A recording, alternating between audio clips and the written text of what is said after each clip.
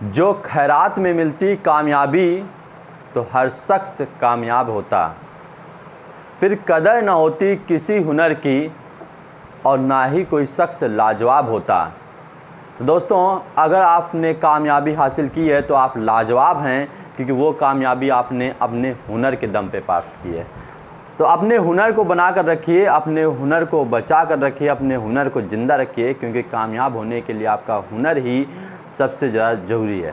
तो दोस्तों, हम आते हैं अपने टॉपिक पे। हमने कहा था ये जो बैच हम स्टार्ट कर रहे हैं मैथ्स का, इसमें हम कंप्लीट सिलेबस पढ़ा रहे हैं, आपको कंप्लीट चैप्टर्स करा रहे हैं। उन चैप्टर्स के हर एक क्वेश्चंस को हम यहाँ पर सिखाने की कोशिश कर रहे हैं। आपको सिखाने की कोशिश नहीं कर रहे हैं, जबकि आपको हम ये साथ ही साथ ये बताते रहते हैं कि कौन से क्वेश्चंस कितने इंपॉर्टेंट हैं और कैसे होंगे, उनको कैसे आप इजी कर सकते हैं, और एग्ज़ाम्स में यदि उन सब चीज़ों से क्वेश्चंस आते हैं तो आप उनको कैसे सॉल्व करेंगे जा करके। क्योंकि हमारा टारगेट जो है वो एग्ज़ाम्स को क्रैक करना होता है, पढ़ाई करते रहना नहीं है। अगर पढ़ाई ही करते रहना है तो जाने कितने तरीके हमारे पास, जाने कितनी मोटी मोटी बुक्स हैं, आप उनको पढ़ते रहिए। पढ़ना हमारा कोई टारगेट नहीं है। पढ़ाई करने के साथ साथ हमने कहा हमारा टारगेट है कि हम पहले अपने एम को प्राप्त करें, बाद में हम अपनी पढ़ाई को करेंगे। वो पढ़ाई होती है सामाजिक स्तर की पढ़ाई। लेकिन जब आपका एक टारगेट होता है कि हमारा मैथ्स कॉमिकल इतनी प्रिपरेशन मिल जाए जिससे हमारा एग्ज़ाम्स क्रैक हो जाए, वही चीज़ यहाँ पर इम्पॉर्टेंट है। और ज़िंदगी भर पढ़ते रहना है, लेकिन वो ज़िंदगी भर की पढ़ाई आपको सामाजिक स्तर के लिए तैयार कराती है।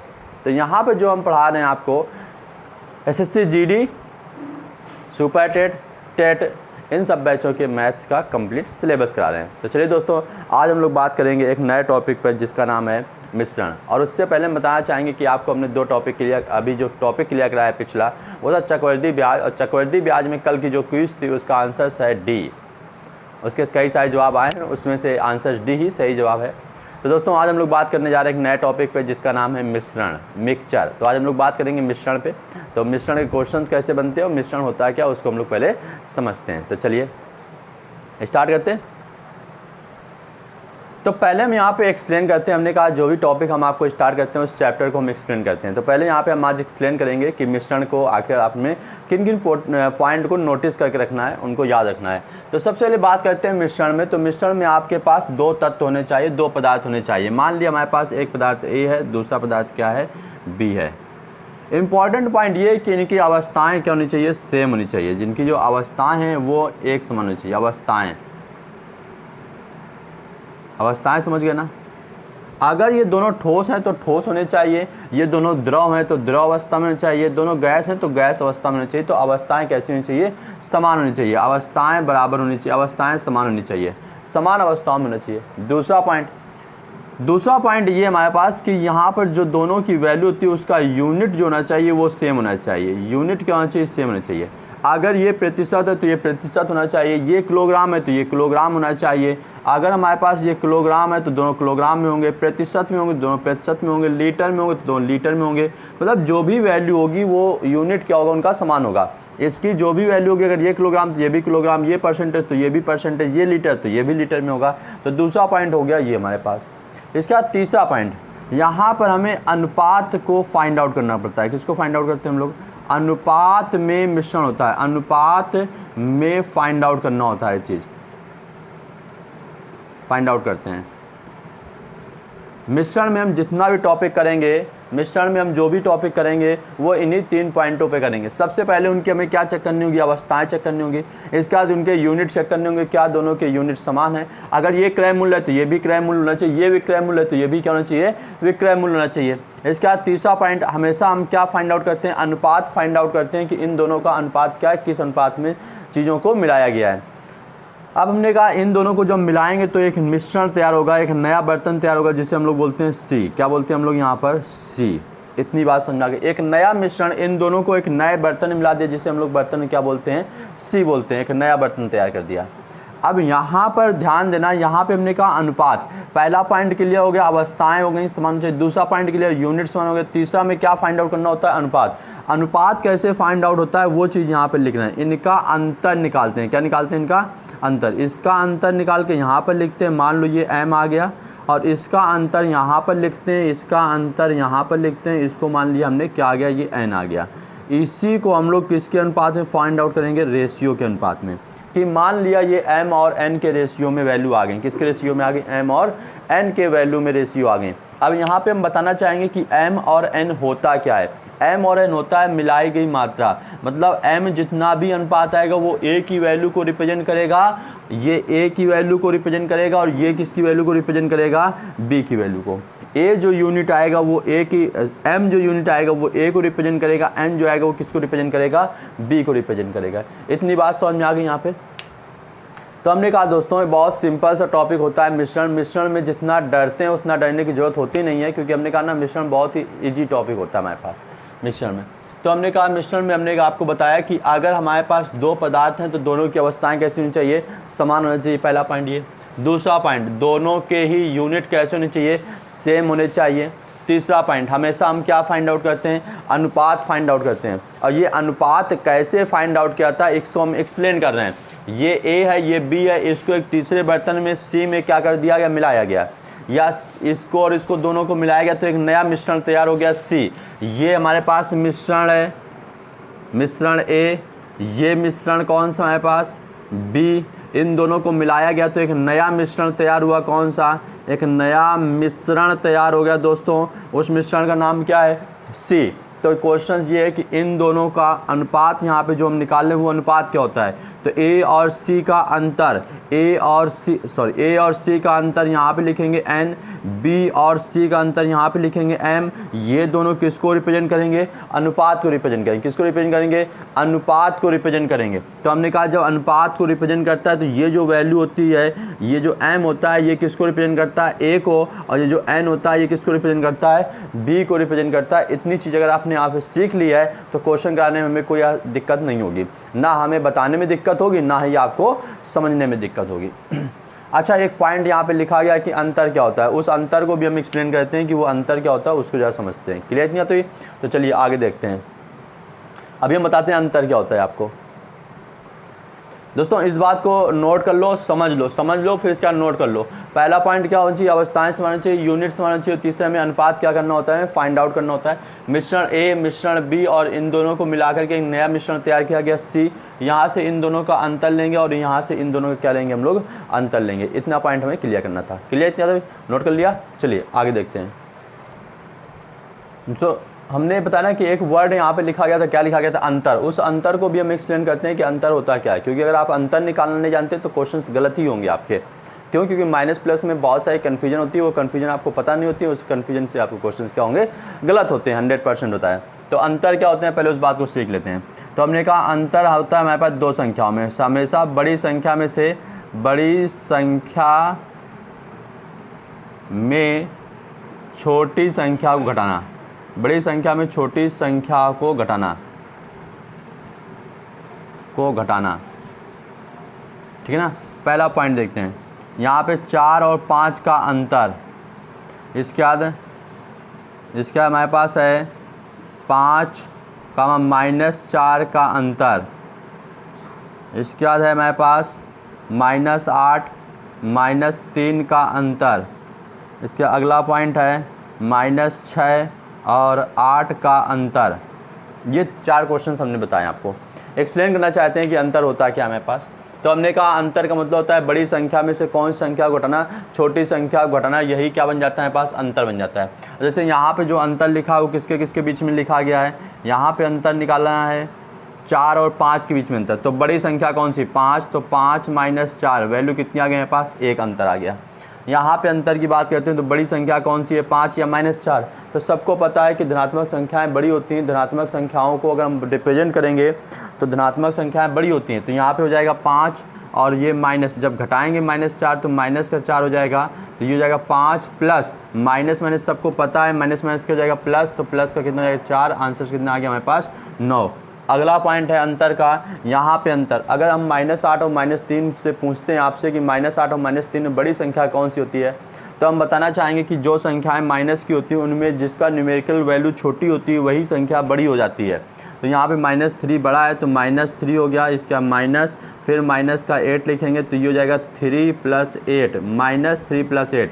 फाइनली आंसर कितना आ गया हमारे पास? 5। अगर यहाँ पे हम बात करते हैं तो यहाँ पे ऑलरेडी प्लस लिखा हुआ है 8, तो 8 बड़ा होगा, फिर माइनस वाली संख्या घटाना है तो -6 घटाएंगे तो यहाँ पे वैल्यू हो जाएगी 8 + 6 और फाइनली आंसर कितना आ जाएगा हमारे पास 14। ये होता है हमारे पास अंतर। तो अंतर को एक्सप्लेन कर दिया गया है कि अंतर होता क्या है, बड़ी संख्या में से छोटी संख्या को घटाना। जैसे यहाँ पे 4 अंतर 5, 4 और 5 का अंतर तो 5 - 4 1, 5 और -4 का अंतर तो 9, -8 और -3 का अंतर 5, -6 -8 का अंतर कितना हो जाएगा 14 हो जाएगा। ये होता है अंतर। क्लियर नहीं तभी? तो अंतर भी हम लोगों ने एक्सप्लेन कर लिया कि अंतर क्या होते हैं। अब आते हैं क्वेश्चंस पे कि मिश्रण के क्वेश्चंस कैसे पूछेगा, जरा उनको करते हैं आकर के, ठीक है ना। तो पहले क्वेश्चन से स्टार्ट करते हैं, इसको नोट कर लो दोस्तों। क्लियर? तो चलिए पहला क्वेश्चन देखते हैं। तो पहला क्वेश्चन लिखा गया दोस्तों कि 25 रुपये प्रति किलोग्राम वाली दाल को 29.50 रुपये, 29.50 रुपये प्रति किलोग्राम वाली अन्य प्रकार की दाल के साथ मिलाने से प्राप्त मिश्रित दाल का मूल्य 27 रुपये प्रति किलोग्राम होता है। तो दोनों प्रकार के दालों को किस अनुपात में मिलाया गया है, किस अनुपात में मिलाया गया। देखो वही क्वेश्चन आया ना, तो सभी चीज़ें हम यहाँ पे क्लियर करेंगे। जो आपको हमने पॉइंट सिखाने की कोशिश करें वो हर एक पॉइंट यहाँ पे हम क्लियर कराएंगे, उसी तरह क्वेश्चन होगा। दो प्रकार की दालें हो गई पहले, तो जिसका हमें मूल्य दिया गया है, ए प्रकार की दाल का मूल्य कितना दिया गया है 25 रुपये, पहला पॉइंट क्लियर, यही सिखाया ना अभी। दूसरा पॉइंट दिया गया है बी प्रकार की दाल जिसका कीमत कितना दिया गया 29.50 रुपये, ये भी रुपये है, ये भी रुपये। देखो हमने कहा अवस्थाएं सेम होनी चाहिए, यूनिट सेम होना चाहिए। इसका इन दोनों को मिलाया गया और मिला करके एक मिश्रण क्या तैयार किया गया है, सी तैयार किया गया है, और उसका जो प्राइस है वो कितना है मेरे पास 27 रुपये। कितना रुपये है 27 रुपये। अब एक चीज़ यहाँ पे नोटिस कराते हैं, तुम लोग थोड़ा सा एक्सप्लेन करते हैं कि ये जो मिश्रण मिलता है यहाँ पे जो वैल्यू मिलती है वो एक से ज़्यादा होगी, दूसरे से कम होगी। हो सकता है इससे ज़्यादा है, इससे कम है। यहाँ पर कभी कभार क्वेश्चंस में इससे कम होगी, इससे क्या होगी ज़्यादा होगी। मतलब कहने का ये कि ये जो वैल्यू होती है वो इन दोनों के क्या रहती है, हमेशा बीच में रहती है, इसीलिए हमने शायद इसको बीच में ही लिखना रिप्रेजेंट किया गया है। अब इनका क्या निकालना था, हमने कहा अंतर निकालना था। तो जब इसका अंतर निकालेंगे तो इसका अंतर कितना आएगा हमारे पास 2.50 और इसका अंतर निकालेंगे तो इसका अंतर कितना आएगा हमारे पास 2 आएगा। अंतर का मतलब सिखाया भी हमने बड़ी संख्या में से छोटी संख्या को घटाना। अच्छा यहाँ से दशमलव हटाओगे तो यहाँ पे क्या लगाना 2 जीरो लगा देना है। ये क्वेश्चन हमेशा करना है। अगर बटे में होती तो इधर मल्टीप्लाई करते। 2.250 यहाँ पे कितना आ गया, दशमलव हटाए 2 जीरो बढ़ाए 200 हो गया। ये 1 जीरो से 1 जीरो कैंसिल हो गया। ये आ गया 25 अनुपात कितना आ गया 20। अभी इसको और सिंप्लीफाई कर सकते हैं, अनुपात को जितना आप सिंप्लीफाई करते हैं। तो इसको 5 से डिवाइड करेंगे तो ये हो जाएगा 55 25 और 5 चौको 20। अब जो मिश्रण तैयार किया गया है, जो चीज़ें मिलाई गई हैं, ए प्रकार की दाल 5 और बी प्रकार की दाल 4 यूनिट में मिलाया गया है, तो जो मिश्रण तैयार होगा उसकी कीमत कितने रुपये हो जाएगी 27 रुपये पर केजी हो जाएगी। इतनी बात समझा के अभी हमने सिखाया कि ये किसकी वैल्यू को रिप्रेजेंट करता है ए की, और ये किसकी वैल्यू को रिप्रेजेंट करता है 4, बी की वैल्यू को रिप्रेजेंट करता है कि ए अगर 5 यूनिट मिलाएंगे दाल 5 किलोग्राम मिलाएंगे तो बी वाली दाल कितने किलोग्राम मिलाई जाएगी 4 किलोग्राम। अगर ये 10 किलोग्राम मिलाएंगे, 2 से मल्टीप्लाई कर दिया तो इसमें 2 से मल्टीप्लाई करेंगे तो कितने किलोग्राम मिलाएंगे 8 किलोग्राम मिलाएंगे। ये बात यहाँ पर स्पष्ट की गई है। तो बोला गया दोनों प्रकार की दालों को किस अनुपात में मिलाया गया है, तो हमने कहा आंसर कितना आ गया 5 और 4 के अनुपात में मिलाया गया। ये हो गया आपका आंसर। हो गया क्लियर, पहला क्वेश्चन समझ में आ गई बात। चलिए अगला क्वेश्चन देखते हैं इसी का लॉजिक पर। अगला क्वेश्चन लिखा गया दोस्तों कि 2 प्रकार की चाय का मूल्य, देखो कितने प्रकार की, हमने कहा 2 प्रकार की, 2 से हो सकता है 3 हो सकता है। तो यहाँ पर अभी जितने भी क्वेश्चन हम आपको बता रहे हैं वो सभी 2 टाइप्स के ही होंगे। तो 2 प्रकार की वस्तुएं होंगी। 2 प्रकार की चाय का मूल्य क्रमशः 75 रुपये प्रति केजी एवं 120 रुपये पर किलोग्राम है, जिसे किस अनुपात में मिलाया जाए कि मिश्रण का मूल्य 95 रुपये पर केजी हो जाए। तो ए प्रकार की जो हमारे पास चाय है उसकी कीमत कितने रुपए है 75 रुपये पर केजी है। दूसरे प्रकार की जो चाय है वो कितना 120 रुपये पर केजी है। किस अनुपात में मिलाया जाए, तो हमने कहा कि वैल्यू कितने रुपए कीमत है 95। देखो एक से ज़्यादा होगी, दूसरे से क्या होगी, कम होगी। तो हम अगर इसको सब्ट्रैक्ट करेंगे, अंतर निकालेंगे, इसका अंतर निकालेंगे, तो यहाँ पे 5 में 5 गया तो ये 0 बचा, 9 में 7 गया 2 बचा, 20 आया। यहाँ पे अंतर निकालेंगे तो ये 5 बचेगा और ये कितना बचेगा, 3 बचेगा, 3 बचेगा, बिल्कुल ठीक, 3 नहीं 5, 2 बचेगा, क्योंकि एक हासिल दे दिया, 2 बचेगा, 25। अब इसको हम एक्सप्लेन करेंगे तो यहाँ पे इसको हम 5 से डिवाइड करेंगे, 5 25 और 5 चौको 20। तो हमारे पास फिर से वही रेशियो आया जो पिछले क्वेश्चन में था, लेकिन उसका कोई इत्तेफाक नहीं है, इत्तेफाक हो सकता है, उसका कोई वो नहीं है, लॉजिक नहीं है। तो 4 यूनिट अगर कौन सी वस्तु मिलाई जाएगी, बी वाली चाय, तो 5 किलोग्राम कौन सी चाय मिलाई जाएगी, 1 किलोग्राम वाली चाय मिलाई जाएगी। तो जो नई चाय बन जाएगी उसकी कीमत कितने रुपये हो जाएगी, 95 रुपये पर किलोग्राम हो जाएगी। इतनी बात समझ में आ गई दोस्तों। तो यहाँ तक हमें आपको एक्सप्लेन करना था कि मिश्रण के टॉपिक को आप सॉल्व कैसे करेंगे, स्टार्टिंग कैसे करेंगे, ये हमने आपको क्लियर कर दिया है। अब चलिए आगे देखते हैं, आगे में क्या पढ़ना है। तो अगला क्वेश्चन दोस्तों लिखा गया और ये हमने कहा ये आपकी प्रैक्टिस के लिए, ये किसके लिए, आपकी प्रैक्टिस के लिए। प्रैक्टिस ये आपको परफेक्ट ना आती है, ये बात हम कई बार बता चुके हैं। तो मैथ में ये क्वेश्चन, एक क्वेश्चन आपको प्रैक्टिस के जरूर देते हैं कि क्या जो हम आपको सिखा रहे हैं वो आप सीख पा रहे हैं या नहीं। वास्तविकता में यदि आप सीख पा रहे होते हैं तो जो भी हमारा वीडियो देखता है उसको हम एक बार कमेंट करके जो बताता है कि सर इसका आंसर ये आएगा। कई सारे स्टूडेंट इस बात को डिले कर देते हैं कि चलो ये तो हम कर ही लेंगे। अरे कर नहीं लेंगे, अगर आपको आता है तो इसको करिए और इसका आंसर हमें कहाँ पे दीजिए, कमेंट्स बॉक्स में जरूर दीजिएगा जा करके, ठीक है ना। तो हमने कहा कि कल जैसे आंसर कल के क्वेश्चन में था उसका आंसर डी सही था और ये हमने कल एक्सप्लेन भी किया, आज एक्सप्लेन नहीं किया है। तो अगर हमें ज़रूरत पड़ेगी, किसी का कमेंट्स आता है कि सर उस क्वेश्चन को एक्सप्लेन कीजिए, तो हम उसको एक्सप्लेन भी करेंगे। तो आज का क्वेश्चन है, आज की क्यूज है कि 2 प्रकार के चावल का मूल्य क्रमशः 30 रुपये प्रति किलोग्राम एवं 18 रुपये प्रति किलोग्राम है, जिसे किस अनुपात में मिलाया जाए कि मिश्रण का मूल्य कितना हो जाएगा, 22.50 रुपये पर किलोग्राम हो जाए। इसके 4 ऑप्शन है। पहला ऑप्शन है 4:5, दूसरा है 3:4, 3:4, फिर 3:5, फिर 5:3। इन 4 में से ऑप्शन हम A, B, C, D के फॉर्म में देंगे ताकि आपको आंसर देने में आसानी रहे। तो ये हो गया हमारे पास ऑप्शन A, दूसरा ऑप्शन हो गया B, ये ऑप्शन हो गया C और तीसरा ऑप्शन क्या हो गया D। इनमें से एक ऑप्शन सही है, जो ऑप्शन सही है उसको आप कमेंट्स बॉक्स में जाकर के हमें आंसर दीजिए। चलिए आगे सीखते हैं, आगे क्या करना है हमें। तो अब यहाँ पर हमने कहा है कि अब दूसरा पॉइंट आपको सिखाने जा रहे हैं कि मिश्रण में ही सर अगर यूनिट सेम नहीं देता है तो आप क्या करेंगे। मान लीजिए हर एक क्वेश्चन में तो आपको यूनिट नहीं सेम देगा, कंपटीशन में बैठ रहे हैं, आपको कुछ ना कुछ यूनिट चेंज कराएगा। तो अब देखिए उस क्वेश्चन में हमने क्या, पहले मैं आपको एक्सप्लेन करते हैं एक चित्र के द्वारा, क्योंकि डायग्राम क्या करते हैं, बोलते हैं, ये हमारा लॉजिक है। जब हम आपको एडवांस में पढ़ाएंगे तो इसी तरीके से पढ़ाएंगे। डायग्राम बोलते हैं, चित्र बोलते हैं। तो यहाँ पे देखो चित्र बोल रहा है कि अगर ये क्रय मूल्य है ए का, वस्तु ए का क्रय मूल्य देता है, वस्तु बी का भी कौन सा मूल्य देता है, क्रय मूल्य देता है, और वस्तु सी का हमें कौन सा फाइंड आउट कर दिया मूल्य, उसने यहाँ पर उसने क्या बोल दिया, हमें विक्रय मूल्य दे दिया। देखो कर दी नालायकी क्या कर दी, यहाँ पे क्रय मूल्य, यहाँ पे क्रय मूल्य, यहाँ पे क्या बोल दिया उसने, विक्रय मूल्य। और अभी हमने आपको सिखाया है कि जब भी कभी मिश्रण लगाएंगे तो मिश्रण की हर एक वैल्यू क्या होनी चाहिए, आपके यूनिट सेम होनी चाहिए। यहाँ पे क्रय मूल्य, यहाँ पे क्रय मूल्य, तो यहाँ पर भी क्या होना चाहिए था, क्रय मूल्य। लेकिन उन्होंने यहाँ क्रय मूल्य दिया, यहाँ क्रय मूल्य दिया, यहाँ क्या दिया, विक्रय मूल्य। तो बहुत सारे हमारे होशियार स्टूडेंट समझ गए होंगे कि सर इसका मतलब क्रय मूल्य यहाँ पर ना लिख करके, विक्रय मूल्य का मूल्य ना लिख करके कौन सा मूल्य लिखेंगे, क्रय मूल्य लिखेंगे। बिल्कुल हमने कहा ठीक बेटा, सही समझ गए हो कि यहाँ पे हम कौन सा मूल्य लिखेंगे, क्रय मूल्य। लेकिन क्रय मूल्य निकाला कैसे जाएगा, तो क्रय मूल्य निकालने का फार्मूला यहाँ पे लिखा गया, जो विक्रय मूल्य देगा SP उसको इनटू में 100 बटे में 100 प्लस माइनस R जो लिखा गया यहाँ पर R जो है वो परसेंटेज है, लाभ प्रतिशत या फिर हानि प्रतिशत। अगर लाभ होता है तो प्लस लगाना और अगर हानि होती है तो क्या लगाएंगे, माइनस लगाएंगे। ये दो चीज़ें हमने यहाँ पर रिप्रेजेंट की है। क्लियर इतनी बात अभी। और SP क्या होता है, पास विक्रय मूल्य होता है। तो इतनी चीज़ क्लियर हो गई कि यहाँ पे हमें विक्रय मूल्य नहीं लिखना होगा, यहाँ पे कौन सा मूल्य लिखना होगा, क्रय मूल्य लिखना होगा। क्रय मूल्य को निकालें कैसे, ये भी हमने यहाँ पे क्लियर कर दिया।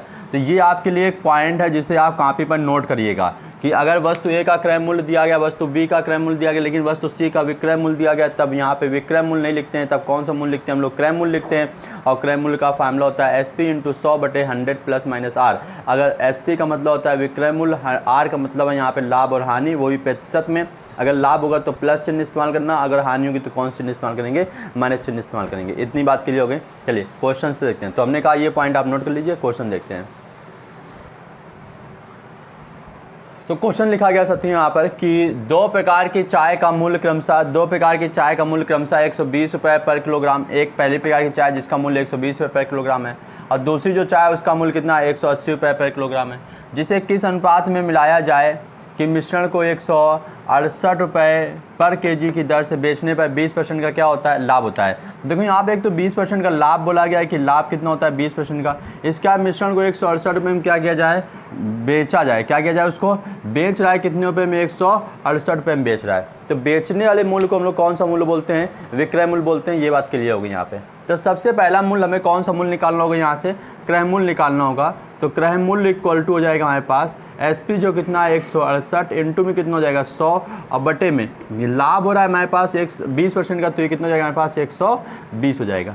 अभी नहीं था ना 100 प्लस लाभ, इसको डिवाइड करेंगे तो ये 0, 12 से डिवाइड करेंगे 12 कम 12 और बचा 4, तो 12 चौक 48। तो ये वैल्यू आ गई मेरे पास फाइनली 140 रुपये। कितनी आ गया क्रय मूल्य, क्रय मूल्य जो सीपी आ गया वो आ गया 140 रुपये। ये बात हम समझाने की कोशिश कर रहे थे कि ये हमने पहले ही निकाल लिया कि जो बीच में वस्तु का क्रय मूल्य था वो कितना आएगा 140 रुपये। क्यों, क्योंकि उसने उस वस्तु का क्या दे रखा है, हमें विक्रय मूल्य दे रखा है कि 168 रुपये में बेचा जाता है, बेचने पर 20% का लाभ होता है। तो हमने कहा उस वस्तु को कितने में खरीदा जाएगा, इस पर हम चर्चा कर लेते हैं, जिसे हम क्रय मूल्य बोलते हैं। तो 168 इंटू 100 बटे 120 सॉल्व कर लिया तो वैल्यू कितनी आ गई 140 रुपये। अब क्वेश्चन ईजी हो गया। ए की वैल्यू जो है वो कितनी हमारे पास 120, बी की जो वैल्यू है वो कितनी हमारे पास 180 और इसका जो वैल्यू आई हमारे पास कॉमन पार्ट आया है जो दोनों को मिला करके वो 140। इसका अंतर निकालेंगे और इसका क्या निकालेंगे हम लोग, अंतर। अच्छा, इसका अंतर निकालना तो कितना आया हमारे पास, इसका अंतर 40 आया और इसका अंतर निकाला तो इसका अंतर कितना है 20 आया। अभी भी हमने एक्सप्लेन किया था कि एक से वैल्यू ज़्यादा होगी, दूसरी से वैल्यू क्या होगी, ये कम होगी। तो इससे देखो ज़्यादा है, इससे कम है। यहाँ पे अंतर कितना है पास 40 और यहाँ पे अंतर कितना है 20। 20 से कम 20, 20 दूनी कितना हो गया 40। किस अनुपात में वैल्यू मिलाई जाएगी, 2 और 1 के अनुपात में मिश्रण को मिलाया जाएगा। इतनी बात क्लियर होगी दोस्तों। किस अनुपात में मिलाया जाएगा, 2 और 1 के अनुपात में मिश्रण को तैयार किया जाएगा, तब वो जाकर के मिश्रण 140 रुपये पर केजी के उसमें आ जाएगा क्रय मूल्य में। बात समझ में आ गई। तो ये क्वेश्चन थे हमारे पास मिश्रण के स्टार्टिंग में। उम्मीद करते हैं कि आपको अच्छे से समझ में आए होंगे और आपने अपने साथियों को भी इस चीज़ के लिए सजेस्ट करेंगे कि मैथ का जो फ्री बैच आपके लिए चल रहा है, जहाँ पे आपको कंटिन्यूसली चीज़ें पढ़ाई जा रही हैं, उनके लिए भी आप उनको मोटिवेट करेंगे कि वो वीडियो को देखें और यहाँ से कुछ सीखें। क्लियर है दोस्तों। और जिनका भी SSC GD का एग्जाम्स लगा हुआ है वो रेगुलर पढ़ाई के उद्देश्य से नहीं देख पा रहे हैं तो रिवीजन उद्देश्य से ज़रूर देखें, क्योंकि उनका यहाँ से रिवीजन तो आपका प्रॉपर्ली होता ही रहेगा। तो चलिए कल फिर मिलते हैं एक नए वीडियो के साथ, नए कॉन्सेप्ट के साथ। तब तक के लिए जय हिंद, जय भारत।